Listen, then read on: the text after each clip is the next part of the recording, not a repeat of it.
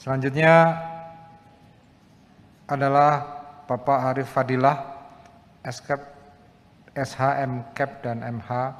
Beliau adalah Ketua Persatuan Perawat Nasional Indonesia atau PPNI. Kepada Bapak Arif Fadilah, waktu kami persilahkan. Terima kasih yang saya hormati Ketua DJSN, Bapak Dirut BPJS, selamat Pak, dan para direksi selamat juga atas mengemban amanah yang baru.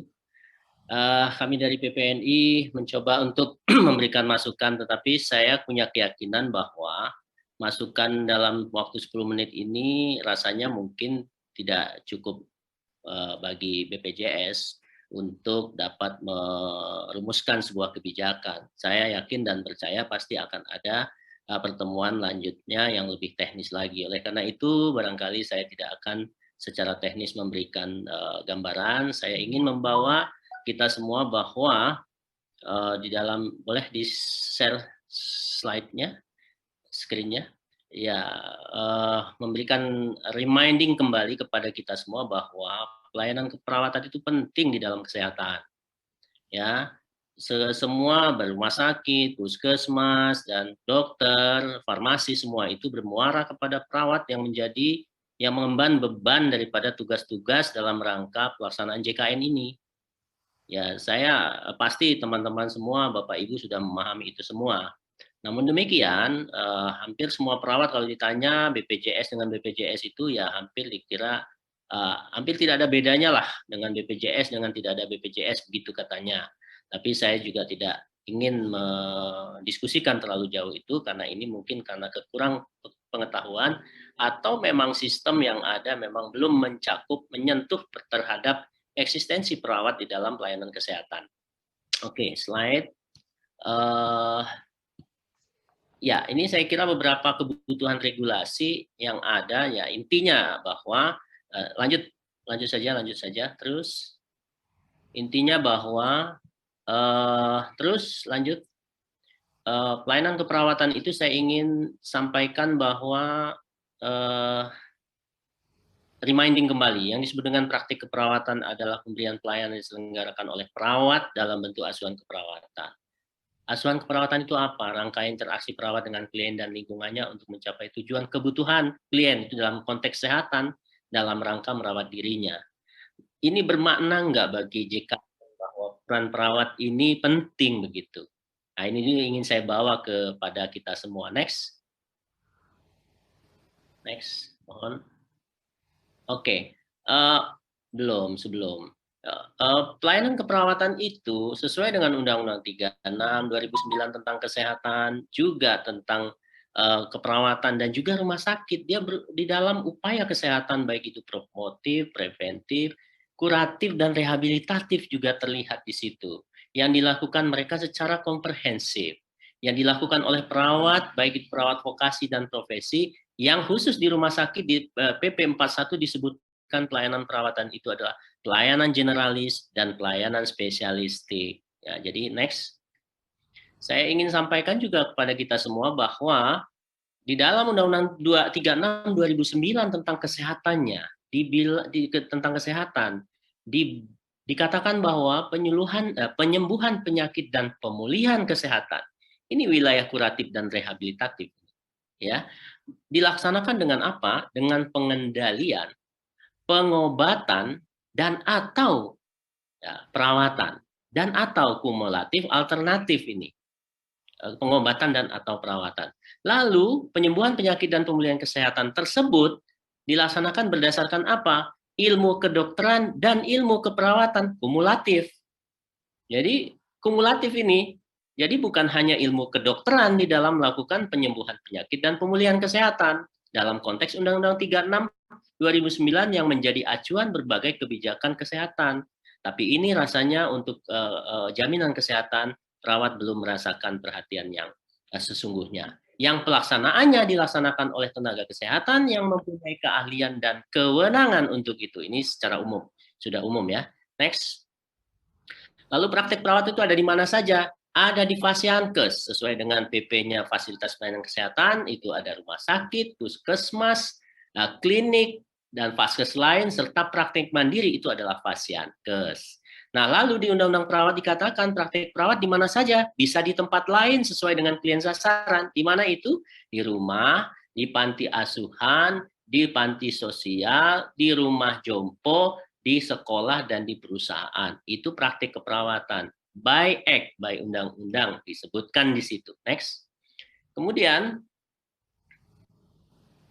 apa tugasnya perawat? Yaitu pemberi asuhan, penyuluh konselor, pengelola pelayanan, peneliti, pelaksana tugas dalam pelimpahan wewenang, ini khusus dari tenaga medik, dan pelaksana tugas dalam keadaan terbatas tertentu, ini dari pemerintah daerah, dan pelaksanaan kondisi gawat darurat. Next, bagaimana dengan wilayah UKP?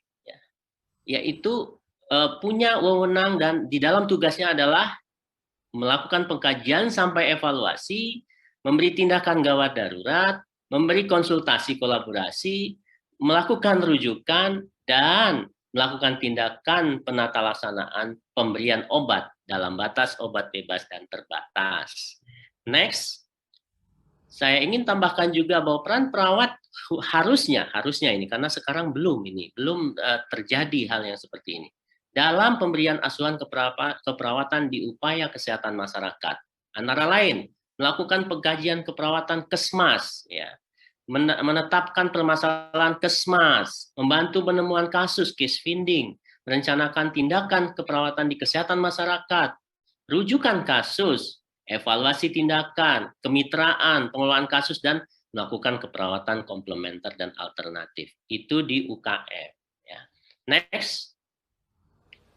Lalu, apa yang dipegang oleh perawat? Norma-normanya, standar profesi selain norma hukum tadi ya, standar profesi. Ada standar diagnosis di dalamnya, standar intervensi keperawatan, standar luaran keperawatan atau AUKAN, kemudian kode etik dengan pedoman perilakunya, standar prosedur operasional di institusi, dan prinsip-prinsip keselamatan pasien. Jadi sama kita. Juga dokter juga sama, perawat juga sama harus lakukan itu. Next.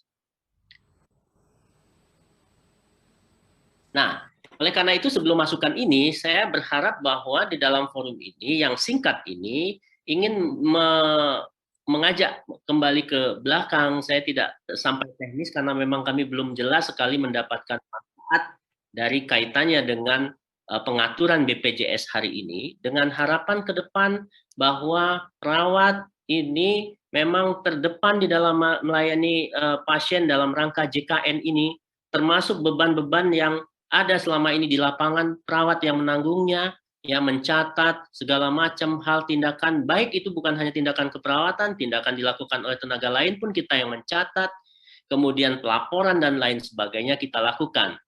Ya, tetapi perhatiannya belum ada. Oleh karena itu kami berharap dengan kepemimpinan Bapak Prof. Ali Gufron yang sekarang ini ada kiranya dapat mempertimbangkan semua potensi di bidang kesehatan ini, bukan berarti minta sama rata, tetapi harus semua diperhitungkan. Jika tidak, maka dasar-dasar regulasi, dasar-dasar konsepsi yang ada, tugas wewenang yang sudah diberikan itu oleh negara ini kepada perawat, kalau tidak diperhitungkan, pasti kebijakan tersebut akan menimbulkan diskriminasi. Kalau terjadi diskriminasi, pasti tidak akan lancar urusannya. Selalu ada yang tertinggal, selalu ada yang tersisa. Kami tidak harapkan seperti itu. Maka dengan hormat, barangkali kami coba menyampaikan hal ini. Oleh karena itu, kami ada 2 slide untuk masukan umum. Yang pertama adalah, belum. BPJS dapat memberi kontrol dan pengaruh terhadap sistem di institusi pelayanan kesehatan. Terhadap apa itu? Pengakuan praktiknya, baik di Fasiankes maupun di Puskesmas, kompetensinya yang dibangun, kewenangan klinis yang berimbas pada kualitas dan hak finansial. Jadi ini yang penting menurut kita, harus ke depan BPJS harus bisa menjadi pengaruh dan menjadi kontrol terhadap pelaksanaan ini. Izin, Karena apa? 2 menit lagi, Pak. Mohon maaf. Oke, rasanya sebentar sekali ya. Praktik yang humanis ya. Oke. Kemudian CPD. Nah, barangkali ini juga usulan, ada CSR BPJS, bisa juga diusulkan untuk menjadi stimulasi terhadap CPD bagi perawat khususnya ya.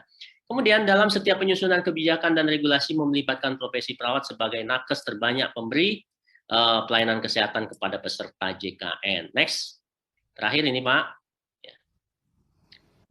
Secara khusus ya, kami mohon kiranya perawatan home care dan palliative care termasuk dalam skema INA CBGs. Yang kedua, praktek mandiri perawat selama ini hanya sebatas jika tidak ada dokter. Ya, itu dapat menjadi jejaring ya. Tapi kalau tidak ada berarti tidak. Itu harus kalau bisa kita tingkatkan menjadi gatekeeper. Karena apa? Regulasinya ada, kewenangannya ada, dan ini diberikan oleh negara, bukan kita yang mengada-ada. Kemudian yang ketiga, tarif INA CBGs untuk perawatan intensif dan perawatan khusus itu harus dihitung tersendiri karena selama ini itu masih disamakan perawat biasa karena mengingat intensitasnya, kompleksitasnya, kompetensinya, dan yang keempat, yang terakhir, redefinisi tentang peran perawat di dalam pelayanan kesehatan primer ini menjadi harus ada reformulasi, revitalisasi karena teman-teman perawat di puskesmas itu saat ini banyak sekali tidak melakukan asuhan keperawatan, ya. Jadi karena apa? Karena sistem yang ada di situ tidak memungkinkan mereka menjadi administrator, menjadi bendahara, supir ambulan, bagaimana mau menangani pasien. Oleh karena itu harus juga itu berdampak pada reward dan jasa kapitasi. Saya kira itu yang bisa kami sampaikan. Terima kasih. Assalamualaikum warahmatullahi wabarakatuh. Waalaikumsalam warahmatullahi wabarakatuh. Terima kasih banyak kami aturkan kepada Bapak Dr. Arif Fadilah